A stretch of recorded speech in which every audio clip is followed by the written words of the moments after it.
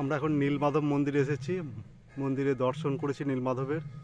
তারপর তার আশপাশগুলো, এখানে ওই জগন্নাথ দেবের আদলেই মন্দির তৈরি, এবং ওখানে যেমন 4টে দ্বার, এখানেও সেই 4টে দ্বার, তার মধ্যে একটা দ্বার যেটা দিয়ে আমি এখানে নেমে এসেছি মহানদীর তীরে।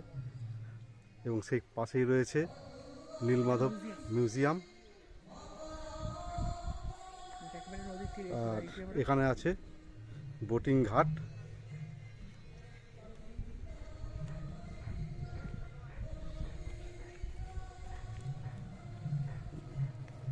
সুন্দর পরিবেশ।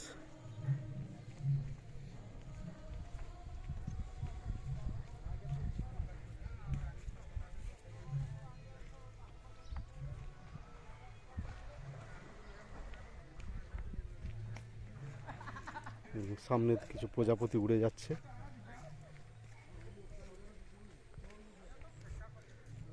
সারি সারি সব জেলেদের নৌকা।